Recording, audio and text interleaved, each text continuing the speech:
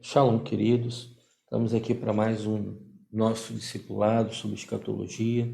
Hoje é o penúltimo dia sobre o nosso tema sobre escatologia. Nós vamos falar aqui coisas importantes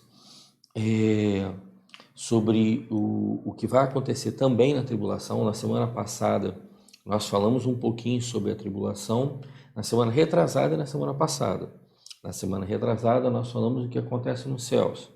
Na semana passada nós falamos dos selos, das taças, nós falamos sobre as trombetas, falamos sobre as coisas que vão estar acontecendo aqui na Terra.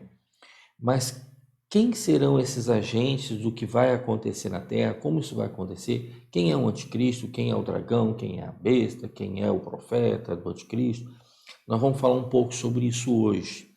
Mas eu quero abrir aqui um parêntese, eu quero abrir aqui para lembrar você de que a nossa ideia não é trazer para você um estudo teológico profundo. Se você quer se aprofundar em teologia, em estudo de escatologia, existem vários materiais bons para isso, existem várias escolas boas para isso, mas a nossa ideia aqui não é fazer de você um teólogo. A nossa ideia aqui é de fazer de você uma pessoa preparada para a volta de Cristo. E é por isso que a pergunta que toda vez tem ficado no nosso discipulado é: se Jesus voltar hoje, nós estamos preparados para sermos arrebatados? Se nós viermos a sermos chamados para a glória hoje, nós temos certeza de que no dia do arrebatamento da igreja, nós que morremos em Cristo, temos realmente morrido em Cristo, vamos ser ressurretos e vamos subir com a igreja?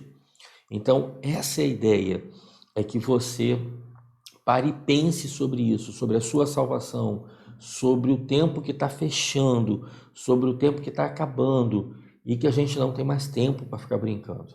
Essa é a nossa ideia.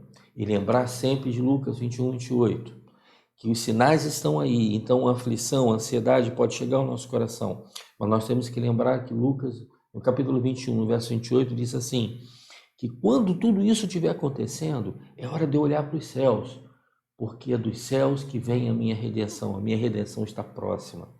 Então todos esses sinais estão mostrando para a gente que a nossa redenção está próxima. Nós que estamos salvos não temos que nos preocupar, mas nós precisamos conhecer tudo o que vai acontecer, até para que a gente possa ensinar as pessoas que abrirem os seus ouvidos para nos ouvir. Amém? Então, eu quero orar para que a gente possa começar. E logo depois da oração, nós vamos estar lendo uma passagem da Palavra de Deus, na verdade, duas passagens da Palavra de Deus. Daniel vai mostrar aí para a gente essa passagem, tá bom? E logo depois que nós lermos essas duas passagens, nós vamos voltar lá naquele nosso gráfico que está sendo a base do nosso estudo, para nos situarmos aonde nós vamos falar hoje. Hoje eu não vou fazer toda aquela revisão que sempre faço, porque eu acho que já está batido, já deu para aprender. Hoje eu vou olhar no gráfico e vou mostrar para vocês aonde nós vamos nos concentrar hoje, o que nós vamos falar hoje. Tá joia? Então vamos orar? Senhor, em nome de Jesus eu clamo a Ti para que o Senhor nos dê sabedoria, nos dê graça, que o Senhor só nos permita falar aquilo que deve ser falado, que o Senhor só nos permita falar aquilo que o Senhor quer que seja dito e que o Senhor nos dê a direção de todas as coisas. Que o Senhor nos abra o entendimento, não apenas meu, Senhor, como voz profética para passar para os teus filhos essa palavra, mas principalmente daqueles que estão com o coração aberto para recebê-la, que possam entender como palavra de Deus e possam receber como a palavra do Senhor. Em nome de Jesus, que o Senhor fale, não eu. Em nome de Jesus, amém. Amém, queridos? Então vamos lá. Eu quero começar abrir aqui a minha Bíblia, eu quero começar a falar em 1 João, capítulo 2, verso 18. Vamos lá, 1 João, lá no final da Bíblia, 1 João, capítulo 2, verso 8. Olha só o que a palavra diz. Perdão, é 1 João, capítulo 2, verso 18, e não verso 8, tá bom? Falei errado, me perdoem. Diz assim, filhinhos, é já a última hora, e como ouvistes que vem um anticristo, também agora muitos se têm feito anticristos, por onde conhecemos que já é a última hora. João está nos admoestando para a gente acordar. Muita gente, o anticristo vem, e muita gente já está se fazendo de anticristo. E a gente pode olhar para o longo da história da humanidade e nós podemos ver várias figuras históricas que podem representar o anticristo, que agiram exatamente como o anticristo vai agir nos anos de tribulação. Se vocês pararem para pensar, temos figuras recentes que fizeram isso. Nós temos na Alemanha Hitler, temos na Itália Mussolini, temos no Império Romano podemos citar Nero e outros imperadores, isso já indo mais para trás, mas a verdade é que muitos já estão trabalhando e fazendo o papel do anticristo. Trazendo essa coisa mais para recentemente, a gente vê, por exemplo, na Coreia do Norte, um ditador que a ditadura é tão fechada que ninguém sabe o que está acontecendo lá. Há especulações, por exemplo, de que ele já morreu, mas ninguém sabe se ele morreu. Para vocês verem como a coisa é tão fechada. Esse ditador, na verdade, se a gente for olhar para os atos dele, como ele trata o povo dele, como ele trata as pessoas que professam a fé cristã, nós podemos dizer que ele é uma prefiguração de anticristo.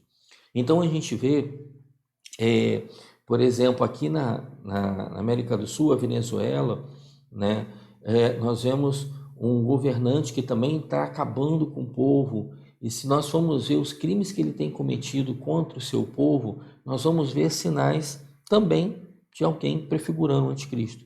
Então, se nós olharmos para toda a política global desse momento, nós vamos ver muita gente que está agindo como anticristo. Mas quem realmente é o anticristo? O que o anticristo vai fazer? O que ele vai deixar de fazer? Quais as características do anticristo? Isso nós vamos ver daqui a pouco. Mas eu quero ler, antes de nós entrarmos naquele gráfico, mais um texto com você. Vamos lá. 2 Tessalonicenses, tá bom? Agora você vai voltar um pouquinho, nós lemos em 1 João, 2 Tessalonicenses, então um pouquinho mais para trás, capítulo 2, verso 9. Olha só. E essa cuja vinda é segundo a eficácia de Satanás, com todo o poder, sinais, prodígios e mentiras. Tudo isso vai acontecer porque Satanás vai estar dando respaldo.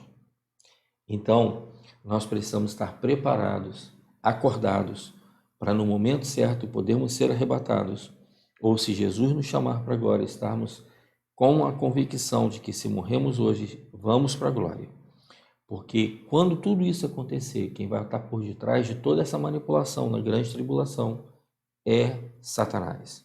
Tá joia? Agora sim, nós vamos para aquele nosso quadrinho, né? Aquele nosso esquema que nós temos usado em todas as aulas. O Daniel vai colocar agora para vocês aí o esquema e eu vou fazer aqui uma breve colocação sobre cada ponto e vou mostrar para a gente onde nós estamos e onde nós vamos falar hoje. Tá joia? Só para que você se situe no assunto e não se perca diante de tudo que já foi dito até aqui. Vamos lá. Linha do tempo. Nascimento de Jesus. Depois tem a nova marca, 33 anos após o nascimento de Jesus, morte e ressurreição do Senhor. Depois disso, a marca do nosso ano, 2020. Não sabemos, o arrebatamento pode acontecer hoje. E a minha esperança é que Jesus volte hoje para nos buscar. Depois tem um período aí, de 2020 para frente, uma interrogação. Porque nós não sabemos se vai ser hoje ou se vai ser 2021, 2022, mas o fato é que está muito próximo. E nós não podemos negligenciar mais sobre isso. E aí, com o arrebatamento da igreja, inicia o período da tribulação, 7 anos. Período de 7 anos, tribulação.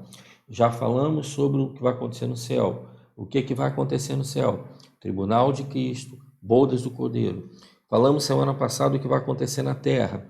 Nós falamos sobre as 7 selos, falamos sobre as 7 trombetas, as 7 taças, falamos sobre tudo isso.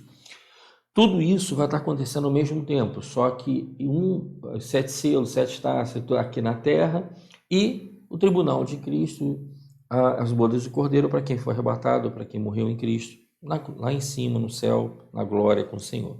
Amém? Mas e esse período em que os selos, que as trombetas, tudo isso for aberto, o que vai estar acontecendo aqui? Então agora nós vamos tirar o gráfico, porque nós vamos falar desse período, as coisas que vão estar acontecendo aqui na Terra de forma prática. Nós falamos sobre a questão espiritual, falamos sobre a revelação dos selos que serão abertos, explicamos como é essa questão dos selos, cada selo revelando uma tragédia, alguma coisa ruim. Falamos sobre as trombetas, que também revelando coisas ruins. Falamos sobre as taças, também revelando a ira de Deus. E agora nós vamos falar do que realmente vai estar acontecendo aqui na Terra. Como é que tudo isso vai estar se desenvolvendo aqui na Terra? Quem são os personagens principais que vão estar aqui na Terra? E eu quero falar hoje com você sobre alguns personagens principais. Eu quero falar com você sobre o anticristo, que pode ser visto, e muitos teólogos acreditam que é a besta que vem do mar. Eu quero falar com você sobre o dragão, que a grande maioria dos teólogos entende que o dragão é o próprio Satanás. Eu quero falar com você sobre o profeta do anticristo, que a maioria dos teólogos também acredita que esse profeta do anticristo, ele é alguém enviado para poder mostrar que o anticristo deve ser adorado. E eu quero falar sobre os 144 mil escolhidos em Israel, qual é o papel deles, tá bom? Então, vamos por partes, vamos falar sobre cada um deles um pouco mais detalhadamente, mas lembrando sempre, nosso objetivo não é te dar um curso de teologia. Se você quer aprofundar, você aprofunda. E lembrando também que você vai encontrar diversas versões sobre essa mesma história. Essa versão, essa visão que nós estamos passando para vocês, é a visão que, como Ministério Monte Sião, como igrejas ligadas à AMAI, nós aceitamos como sendo a mais coerente, a mais correta. Ah, pastor, mas alguns pensam um pouco diferente. Joia, não tem problema. O que interessa é que Jesus está vindo buscar a sua igreja. A segunda vinda de Cristo, ela é real e verdadeira. Se a igreja vai ser arrebatada antes, no meio ou depois da tribulação, isso vai ser um detalhe. Porque o que interessa é que Jesus vai vir buscar a igreja. E nós temos que estar preparados para isso. Tá joia? Então, Daniel vai estar tirando agora aí o gráfico, né, que está mostrando até agora. E nós vamos começar, então, falando sobre o primeiro personagem dessa história que está acontecendo aqui na Terra, o anticristo. A palavra fala, né, as profecias e muitos teólogos acreditam que a besta que vem do mar, ela é o anticristo e ele vem do mar, né, a besta vem coroada com 10 coroas, ou 10 reinos, representando 10 reinos. Isso significa que o anticristo, quando ele aparecer após o arrebatamento da igreja, ele já vai ter um certo poder político no mundo. Ele já vai estar representando pelo menos 10 reinos. Houve muita especulação um tempo atrás que esse anticristo poderia, por exemplo, ser o líder da União Europeia, porque a União Europeia tem mais ou menos essa quantidade de países membros, principalmente com a saída do Reino Unido. Mas aí teve a entrada de outros e tudo. Hoje eu não sei nem te dizer ao certo qual é a quantidade de países membros da União Europeia. Mas pode ser que seja o líder da União Europeia, porque ele já vai estar representando ali uma quantidade de reinos, e até lá, quem sabe, a União Europeia cai para 10 reinos, ou surge uma outra união que nós não sabemos, mas enfim, a ideia é de que o anticristo ele já vem representando 10 reinos. E tudo isso pode acontecer porque o arrebatamento da igreja, como eu já falei, vai ser algo muito traumático. Alguém precisa trazer uma solução. Pastor, mas isso é muita forçação de barra. Dizer alguém precisa trazer salvação. Como que o ser humano vai acreditar num negócio desse? Deixa eu te falar uma coisa, querido. Nós temos dentro de nós, no nosso DNA, a esperança de que sempre alguém vai trazer a salvação. Pastor, só agora pegou pesado. Não, eu vou te provar isso agora. E eu vou te provar pela história recente do Brasil, e eu vou te provar que nós estamos sempre esperando um Salvador. Nós, como seres humanos, estamos esperando um Salvador. Mas nosso Salvador, ele não é um homem que vai mudar a política. O nosso Salvador é Jesus que vem nos buscar como igreja. Coloque isso na sua cabeça. Isso está no nosso DNA. Só que as pessoas confundem essa sensação de que um Salvador virá e trazem essa ideia para um Salvador humano. Quando Jesus apareceu em Israel, no início do seu ministério, Jesus nasceu e começou o seu ministério, as pessoas, os judeus, estavam esperando o Salvador. Eles têm essa mesma sensação que nós temos dentro de nós de um Salvador virá. Só que eles estavam esperando um Salvador político. E Jesus não se mostrou um Salvador político, Jesus se mostrou um Salvador espiritual. Jesus veio para salvar nosso espírito, veio para nos trazer salvação eterna. E a maioria dos judeus não conseguiam entender isso e não aceitou Jesus como Salvador justamente por causa disso, porque eles esperam alguém que traga uma salvação política, né? Li uma notícia recentemente que um dos rabinos mais respeitados de Israel, li isso ontem inclusive, está afirmando que o primeiro-ministro atual de Israel, ele, pelos cálculos dele, esse rabino falando pelos cálculos dele, esse primeiro-ministro de Israel, ele vai estar passando o governo de Israel para o Messias. É esse primeiro-ministro que vai estar passando o governo para o Messias. Que lição nós tiramos dessa previsão, ou essa profecia, ou essa visão do rabino? Eu não estou dizendo que é certa, errada, coerente, não. Estou só comentando os fatos. Ele é um dos rabinos mais respeitados em Israel. A visão que nós temos é: Israel continua esperando um salvador político. Então, olha, o governo vai passar da mão do primeiro-ministro para o nosso Messias. Eles continuam com essa visão ainda de que é algo político, tá? Essa é a primeira coisa que eu trago como observação. A segunda coisa que eu trago como observação é entender que ele é um rabino, ele é judeu, ele profetiza a sua fé do judaísmo, ele conhece as escrituras do Antigo Testamento, muito provavelmente deve conhecer o Novo Testamento, ele deve ter lido o Novo Testamento, no mínimo para refutar o Novo Testamento, que eles não acreditam que é verdade.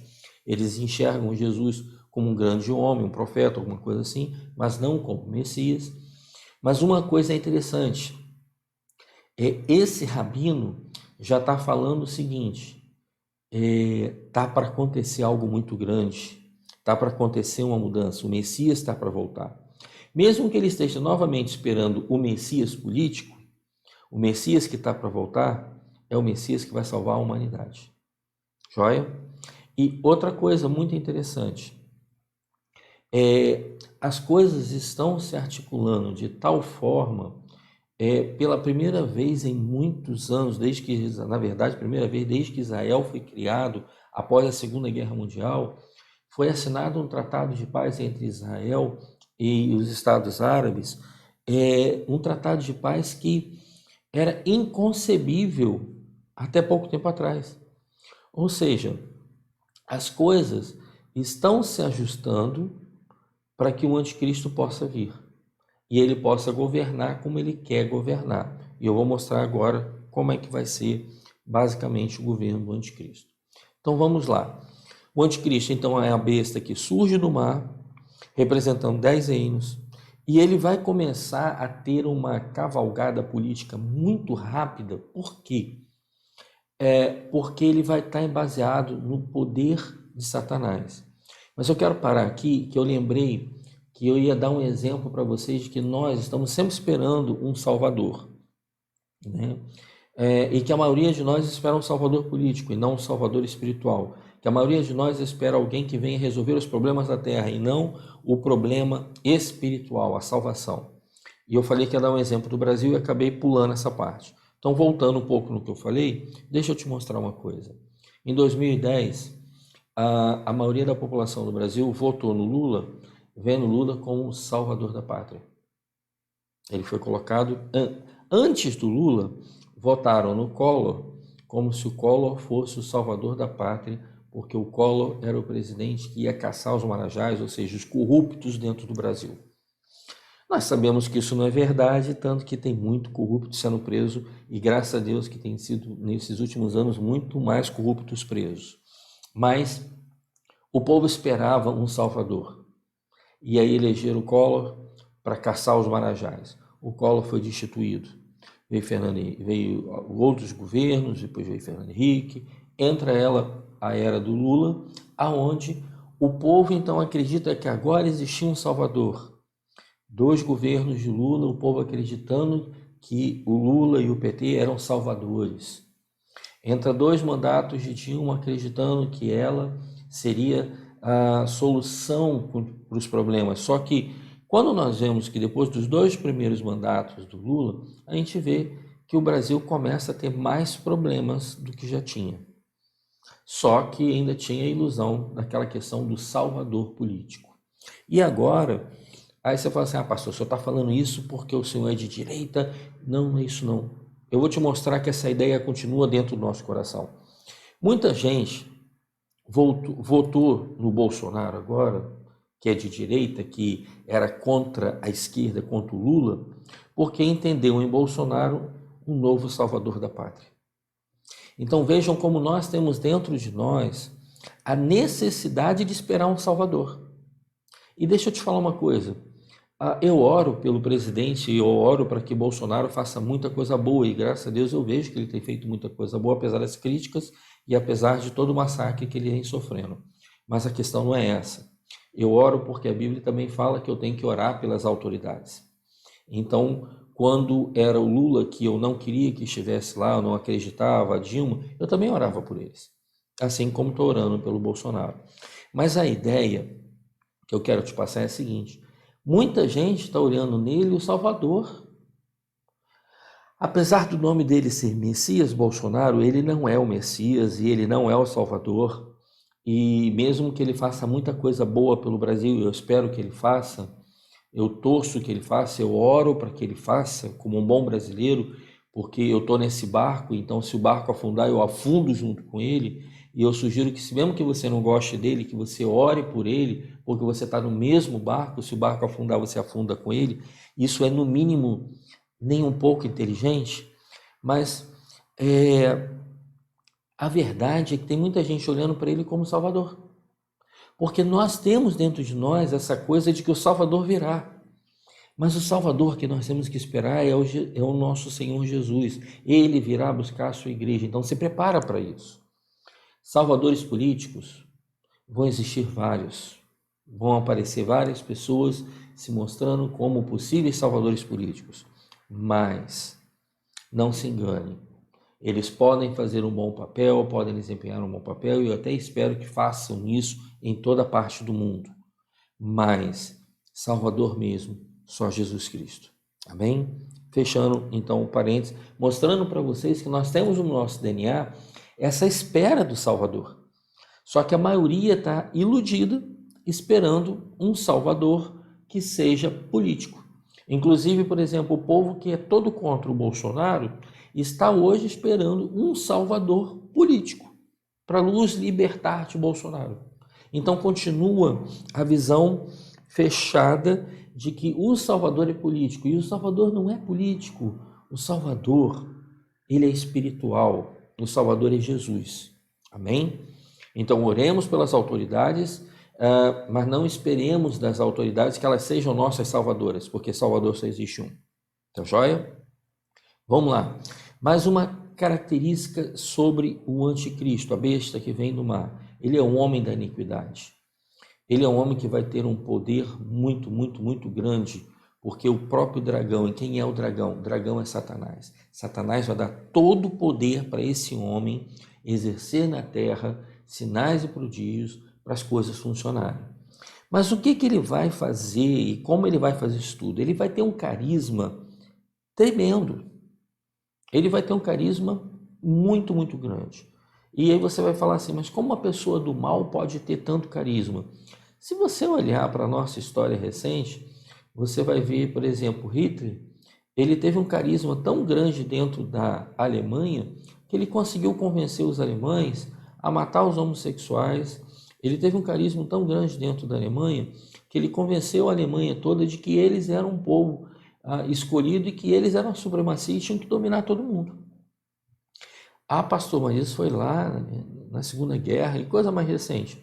A gente pode falar da Revolução de Cuba, né? Fidel Castro e Che Guevara, né, que são tidos como heróis da Revolução Cubana, também tinham um carisma tão grande que eles conseguiram pegar uma boa parte da população e tomar o governo em Cuba. E para você ver como essa questão do carisma é tão complicada, Che Guevara ele exerceu um carisma tão grande ao longo da história, ou fizeram com que ele tivesse um carisma, porque os livros de história modificam um pouco a história verdadeira de Che Guevara, e colocam ele com um carisma tão grande que até hoje as pessoas botam camisas com a foto de Che Guevara, como se Che Guevara fosse um salvador da pátria. Mas Che Guevara, na verdade, foi uma pessoa que matou homossexuais, foi uma pessoa que matou todo mundo que ele achava que era traidor, foi uma pessoa que não tinha piedade nenhuma. Esse é o Che Guevara. E hoje nós vemos pessoas com cultura usando, inclusive homossexuais, usando a camisa do Che Guevara como se ele fosse um herói dos homossexuais. Mas Che Guevara odiava os homossexuais, ele matava os homossexuais. Mas o que o carisma e ao longo da história a necessidade de heróis fez surgir? A figura de um Che Guevara que é um líder nato para os homossexuais e para a causa LGBTQ+. Então vejam que o carisma ele é muito importante. E aí, esse anticristo ele vai ter muito carisma. E ele já vai ter apoio de 10 nações. E ele vai começar a conseguir apoio de mais nações. E é como eu já expliquei nos primeiros momentos. Ele vai conseguir fazer com que as pessoas acreditem que ele é o salvador da pátria. Olha lá novamente a necessidade. A igreja arrebatada, caos na terra, todo mundo está esperando que alguém venha solucionar o problema, todo mundo está esperando que alguém venha dar a solução final, todo mundo está esperando um salvador. E aí quem vai aparecer nesses 7 anos de tribulação? A besta que vem do mar, ou mais conhecido como anticristo. Vejam como é perigoso esperar o Salvador errado. E aí as pessoas vão começar a olhar para ele, vão começar a ver nele um grande líder, porque realmente ele vai exercer um papel de um grande líder, porque Satanás vai dar poder para ele para isso. E mais, nos 3 primeiros anos e meio, ou seja, nos 42 meses iniciais dos 7 anos de tribulação, o que ele vai fazer? Ele vai deixar que Israel, por exemplo, cultue e faça a sua adoração ao Deus Israel livremente. Ele não vai interferir em Israel nos 3 primeiros anos e meio. Ele não vai interferir nas religiões do mundo, ele vai deixar as coisas rolarem. Então todo mundo vai ver nele um carisma muito grande, um homem que pode ser seguido, porque ele é a figura do politicamente correto. Esse politicamente correto que estão tentando enfiar a goela abaixo da gente hoje, né? Onde os absolutos de Deus foram quebrados e o politicamente correto foi implantado. Como eu disse, uma grande estratégia que Satanás tem é dividir. Então, se Satanás coloca na nossa cabeça que os índios têm mais direitos do que os negros, e os negros têm mais direito do que os brancos, e os brancos têm mais direito do que os amarelos, que têm mais direito do que os verdes, que têm mais direito do que os vermelhos, ou que os homossexuais, porque são minoria, eles têm mais direito do que os heterossexuais, que são a maioria, ou que as pessoas que não professam a fé cristã, elas têm mais direito do que os cristãos, porque eles são minoria, e a gente não pode fazer nada, tudo isso voltado para o politicamente correto. A única coisa que está acontecendo aí, querido, é uma divisão, separando em cristão, não cristão, negro, branco, amarelo, pardo, separando em homossexual, heterossexual. Essa divisão faz com que a humanidade fique fraca e ela precise de alguém no controle. Porque, vamos parar para pensar, querem implantar nas escolas a teoria, a ideologia de gênero. Por que querem implantar? Qual é a desculpa dos apoiadores dessa teoria, dessa ideologia, que para mim é extremamente demoníaca e não tem base científica nenhuma? Ninguém até hoje me provou a base científica desse trem. Por que querem colocar isso na escola dos seus filhos? Simples. A ideia deles, o que eles estão falando, que está por trás dessa ideia, é de que se as crianças entendem que elas crescem sem ter um gênero e que elas podem escolher esse gênero lá na frente, vai acabar então a homofobia. Vai acabar então a discriminação a quem é diferente. Vai acabar então a discriminação de quem é homossexual. Vai acabar então a discriminação daquele que diz que não tem sexo, que não é nem homem nem mulher, e aí todos vão se respeitar. Mas isso é uma tremenda de uma balela que foi inventada pelo politicamente correto e está sendo enfiado goela abaixo de todo mundo. Porque se nós ensinássemos na escola que eu tenho que respeitar o próximo como a mim mesmo, e isso já está na palavra de Deus, escrita há muito e muito tempo, basta aplicar a palavra nas escolas. Se nós aplicássemos a palavra de que um ser humano, a vida de um ser humano não vale mais do que a vida de outro, então nós entenderíamos que essas diferenças entre negros, brancos, amarelos, índios, gays, heterossexuais, homossexuais, isso não importa. Eu não tenho que tratar com indiferença os homossexuais. Eles são seres humanos. Então eu os respeito. Não concordo com as atitudes deles. Não concordo, que para mim o que eles fazem é errado. Mas essa é a minha opinião, mas eu respeito eles como seres humanos. Então eu não faço discriminação. Se eu estiver no ônibus, se eu estiver no elevador e entrar um homossexual, para mim é um ser humano que está ali. Se entrar um negro, amarelo, um branco, um índio, para mim é um ser humano que está ali. Se entrar dentro de um elevador e eu estiver no elevador uma pessoa que professa uma religião, uma fé diferente da minha, para mim não faz diferença. Por que não faz diferença? Porque é um ser humano. Então, quando eu olho para o outro como ser humano igual a mim, o que ele faz ou deixa de fazer não me influencia. Não me torna homofóbico, não me torna xenofóbico, não me torna nada. Se eu olho para um chinês e eu vejo um ser humano, por que eu vou ser xenofóbico? Se eu olho para qualquer pessoa e vejo um ser humano, não há discriminação. Mas o problema está nessas ideologias e do politicamente correto de separar minorias e defender minorias, dizendo que são perseguidas e tudo. E sim, elas são perseguidas. Mas por que elas são perseguidas? Porque elas são minorias? Não, elas são perseguidas porque a gente não aprendeu a olhar para elas como seres humanos. Elas são perseguidas, existe a homofobia, existe a xenofobia, existem as fobias sociais, não é porque as pessoas são perseguidas ou deixam de ser perseguidas, porque elas são boas ou são ruins, mas porque nós aprendemos que elas não são tão boas quanto a gente, que elas não são seres humanos iguais a gente, que dentro delas não corre o mesmo sangue que o nosso. Na Segunda Guerra Mundial, eu não sei se eu já falei isso aqui na escatologia, mas no exército americano existiam os batalhões onde os negros serviam e os batalhões onde os brancos serviam. Negros e brancos lutando a mesma guerra, não se misturavam nos batalhões. Para você ver como a coisa era terrível. Mas olha só que interessante, talvez você não saiba isso da história, mas eu vou te contar agora uma coisa que talvez traga orgulho no seu coração, porque nós olhamos para o nosso país e vemos o nosso país com muita discriminação. E realmente existe discriminação, porque nós não olhamos como ser humano a pessoa do lado. Mas quando o exército brasileiro chegou na Segunda Guerra Mundial, sabe como os aliados identificavam o exército brasileiro sem olhar a bandeira de longe, sem olhar a bandeira no uniforme de longe? Eles viam negros e brancos e pardos, tudo misturado.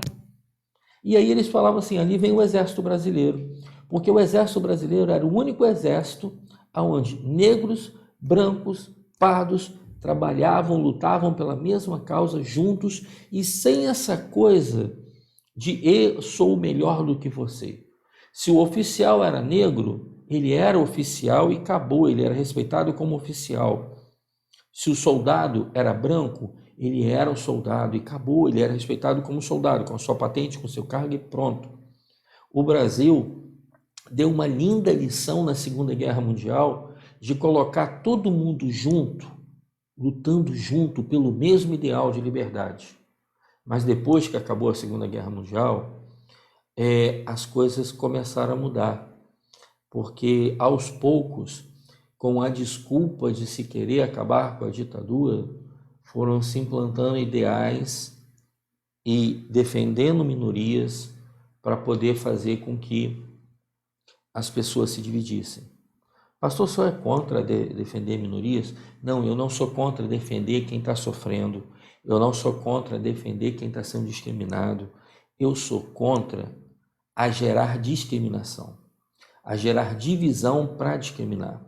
Se tem um povo que está sendo discriminado, ao invés de eu colocar aquele povo numa prateleira e exaltar aquele povo pelo que ele está fazendo, eu pego aquele povo e tento mostrar para o restante da sociedade que ele é ser humano igual a mim.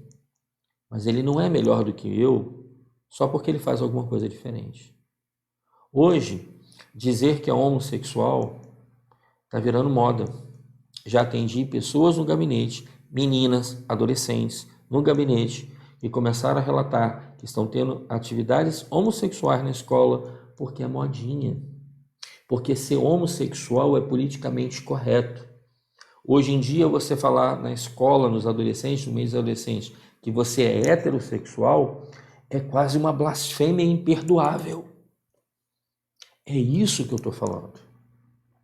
Mas se eu olho para os homossexuais, os heterossexuais, e vejo os seres humanos, não há problema.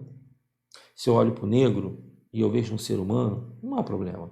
É isso que a gente precisava ensinar, a respeitar todos como seres humanos, porque dessa forma não ficaríamos divididos.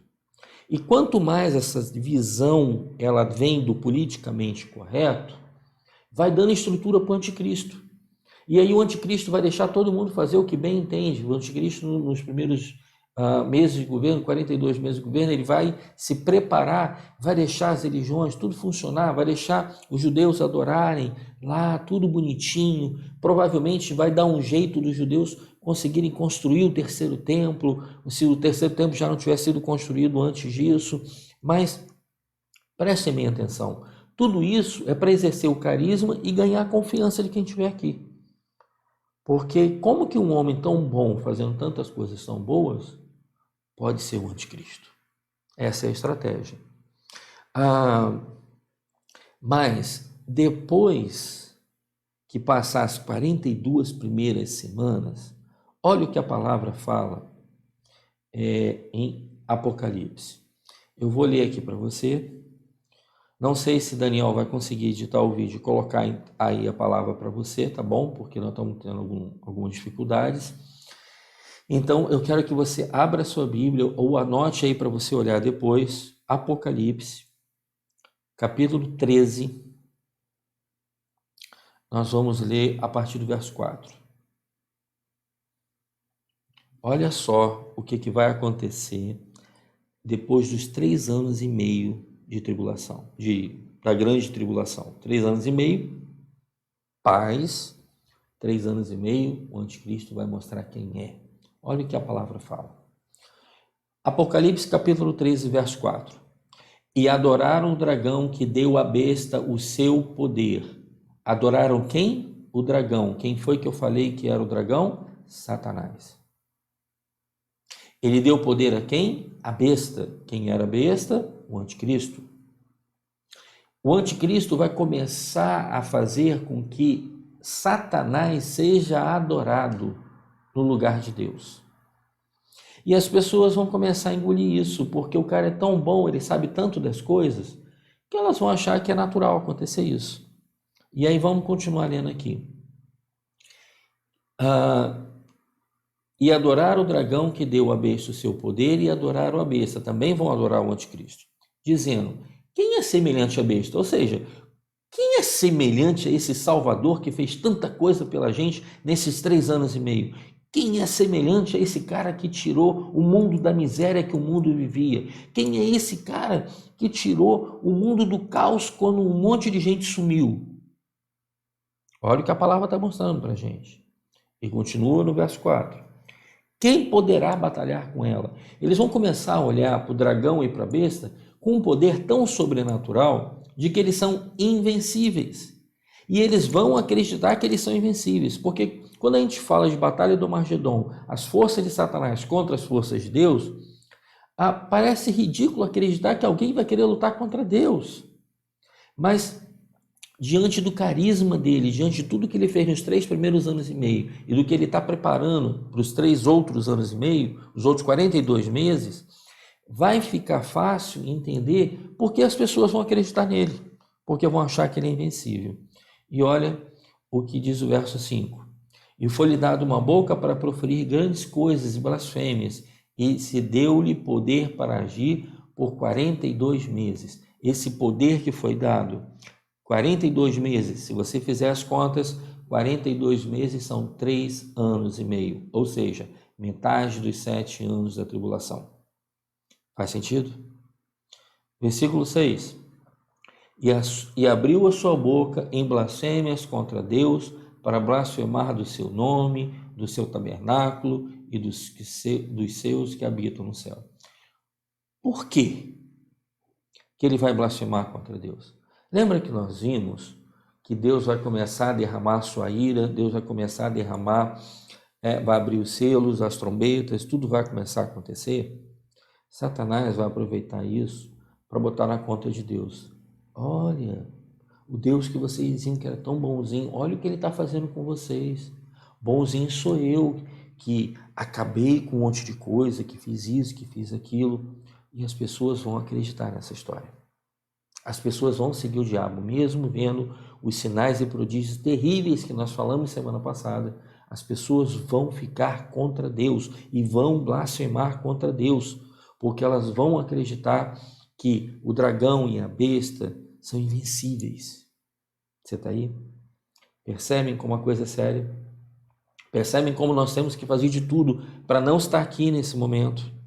Nós temos que estar preparados para o arrebatamento, para a volta do Senhor? Joia. Vamos lá. Como eu já falei, a outra grande figura nessa história toda, né, é o próprio dragão, ou seja, Satanás.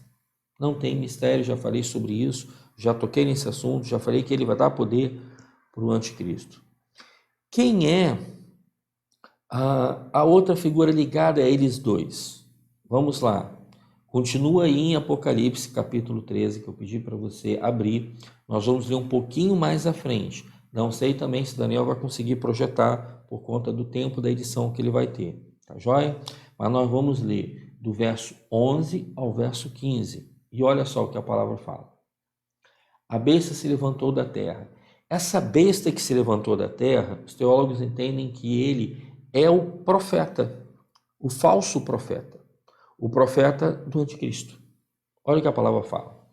E vi subir da terra outra besta, e tinha 2 chifres semelhantes aos de um cordeiro, e falava como um dragão. Olha só interessante. 2 chifres como um cordeiro. Quando Jesus morreu na cruz, o que a palavra fala sobre ele? Que ele foi à cruz como um cordeiro. O Cordeiro Santo de Deus. O falso profeta, ele vai aparecer com a aparência de bom, ele vai aparecer com a aparência de cordeiro, ele vai aparecer com uma aparência para enganar. Tudo faz parte do grande plano de enganação de Satanás. E aí, a palavra continua falando assim, mas ele falava como dragão.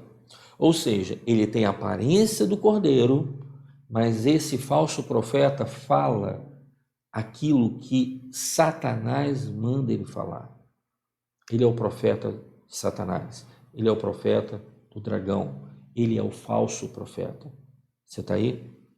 Então, esse falso profeta, ele vai exercer alguns sinais e alguns prodígios que vão trazer embasamento para a primeira besta que veio do mar, que é o anticristo, e para o dragão, de que o dragão deve ser adorado e que a besta deve ser adorada. Olha o que a palavra fala no verso 12. E exerce todo o poder da primeira besta na sua presença, e faz que a terra e os que nela habitam adorem a primeira besta, cuja chaga mortal fora curada. Essa chaga mortal que foi curada, alguns teólogos falam que foi um sistema político que caiu, e alguns teólogos falam de que realmente houve um atentado, alguma coisa contra o anticristo. Isso não é importante. O importante é que ele vai fazer um sinal de cura ou de restauração, de que as pessoas vão fazer: uau, esse é o profeta que a gente esperava. Vocês estão aí? Vejam como a coisa acontece. Verso 13. E faz grandes sinais de maneira que até o fogo faz descer do céu à terra, à vista dos homens. Na Bíblia, quando a gente vê o fogo descendo no céu, o fogo sempre foi enviado de Deus. Deus enviando o fogo e mostrando seu poder, a sua autoridade. E aqui ele vai fazer o fogo descer do céu. E fala assim: e engana os que habitam na terra com sinais que lhe foi permitido que fizessem em presença da besta, dizendo aos que habitam na terra que fizessem uma imagem à besta, que recebera ferida da espada e vivia. Ou seja, agora tem que fazer uma imagem e adorar a besta. Nessa hora, a coisa começa a complicar um pouco, porque a besta vai querer ser também adorada em Israel. A besta vai começar a tolir a adoração do Deus de Israel e vai querer ser adorada no santo templo, vai querer ser adorada no santo monte de Deus. Só que agora nós falamos sobre a besta que sai do mar, que é o anticristo, falamos sobre o dragão, que é o próprio Satanás, falamos sobre a besta da terra, que é o falso profeta, mas nós vamos falar agora sobre os 144 mil escolhidos em Israel. Quem são esses 144 mil escolhidos em Israel? Esses 144 mil escolhidos em Israel são pessoas que vão estar dentro de Israel e pelo mundo, se espalhando pelo mundo, falando que o verdadeiro Messias ainda virá. Falando que o verdadeiro Messias está se aproximando para derrotar a besta, o dragão, o profeta, falando que o verdadeiro Messias está vindo e que quem não recebeu o sinal da besta não receba, porque o Messias verdadeiro está vindo.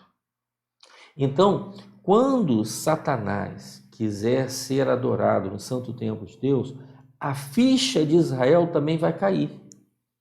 E quando a ficha de Israel cair, de que aquele cara que ajudou tanto Israel naquele tempo, não era quem eles pensavam que fosse, eles vão começar a entender que realmente Jesus é o Messias. E aí eles não estão mais esperando simplesmente um salvador político que vai assumir o cargo de primeiro-ministro, como disse o rabino ontem ou anteontem. Eles vão esperar Jesus voltar. Israel vai abrir os olhos e vai entender que Yeshua, Jesus, Yeshua HaMashiach, Jesus, o Messias, é o Messias de Israel. E aí a história se fecha. E a história se fecha não porque acaba aí a história, mas porque a partir disso nós vamos entrar no último assunto do próximo discipulado, onde nós vamos falar sobre a grande batalha do Armagedon, o que vai acontecer da batalha do Armagedon, o que vai acontecer depois da batalha do Armagedon e o que vai acontecer depois do milênio e por aí vai, seguindo aquele nosso gráfico. Tá joia? Então é importante a gente entender na lição de hoje. 4 figuras eu trouxe aqui para vocês hoje que vão estar atuando na grande tribulação. A besta que sai do mar, que é o anticristo. O dragão, que é o próprio diabo. A besta que sai da terra, que é o falso profeta, que vai fazer sinais e prodígios para que a besta e o dragão sejam adorados. E os 144.000 testemunhas de Deus que vão estar, judeus que vão estar em Israel e ao redor do mundo, falando que Jesus é o Messias. A palavra vai voltar a ser pregada nesse sentido. Jesus vai voltar a ser pregado com mais ênfase, porque 144.000 escolhidos vão estar pelo mundo fazendo isso. E Satanás não tem como impedir isso. Já está dito, já está escrito, já está profetizado. Amém? Eu quero orar com você para a gente fechar mais esse estudo, mais esse discipulado. Espero que você tenha gostado, espero que você tenha aprendido, espero que nosso objetivo principal de gerar fé em você, de que Jesus está voltando e nós temos que estar preparados, esteja sendo alcançado, em nome de Jesus. Amém? Peço perdão pelas nossas falhas, de não ter dado continuidade, colocado o discipulado ontem, mas eu confesso que o problema foi meu, o erro foi meu. Essa semana para mim foi tão corrida, com tantos atendimentos, como já não vinha acontecendo há algum tempo, que eu simplesmente me perdi no tempo e não me lembrava que ontem era quinta-feira e aí não consegui preparar o que tinha, a gravação, não consegui me preparar para poder transmitir o discipulado, tá joia? Então me perdoem, mas nós não estamos abrindo mão do discipulado, me perdoe esse dia de atraso. E, por favor, se você sabe que dentro da igreja tem alguém que não está assistindo o discipulado, vocês sabem que eu não obrigo ninguém a nada, mas na boa, eu acredito que é um material interessante para a gente ver. Não porque sou eu que estou falando, não porque sou eu que estou fazendo, porque a gente quer audiência, já falei isso, não é. Jesus está voltando, a gente precisa entender como isso tudo vai acontecer. Tá joia? Então, olha, amo vocês, quero orar por vocês, quero abençoar a vida de vocês, fechando esse penúltimo discipulado com esse tema sobre escatologia. E já peço a vocês que orem e me ajudem, porque tenho alguns projetos para os próximos temas do discipulado, mas hoje fui questionado sobre uma coisa e eu estou orando para saber qual é a direção de Deus. Eu não quero fazer o discipulado só para fazer, eu quero fazer o discipulado porque eu quero que a igreja cresça, eu quero que a igreja cresça em conhecimento, eu quero que a igreja amadureça. Então, ore comigo, me peça a Deus para me dar direção, para que eu possa entender qual é o próximo tema para a gente estar falando, tá joia? Deixa eu orar por você para a gente fechar essa noite. Pai, em nome de Jesus eu te peço que tudo aquilo que foi dito possa ser entendido, teus filhos possam verdadeiramente gravar tudo aquilo que foi entendido em nome do Senhor Jesus. E em nome do Senhor Jesus, eu te peço, Deus meu, Senhor meu, que o Senhor possa trazer a nós a sabedoria necessária para esse tempo, a perseverança necessária para lutar contra as artimanhas, as ciladas que o inimigo tem levantado, tanto no meio da política, como no meio da cultura, no meio, Senhor, até mesmo acadêmico, no meio, Senhor, secular. Entra com a tua providência, porque até mesmo dentro das igrejas o inimigo tem agido. Então nos ajuda a desmascarar as atividades que o inimigo tem feito, para que nós possamos avançar, e nós possamos avançar na direção certa, e não na direção que nós queremos, mas na direção que o Senhor tem determinado para nós. Em nome de Jesus. Eu abençoo o teu povo, declaro sobre eles uma noite de sono tranquilo, um sono restaurador, para a honra e glória do teu santo e poderoso nome. No nome santo do Senhor Jesus, muito obrigado, Pai. No nome de Jesus, amém. Amo vocês. Semana que vem nós estamos fechando esse assunto. Me ajude em oração para saber qual será o próximo assunto. Tá joia? Beijo para vocês. Que Deus abençoe a todos, em nome de Jesus.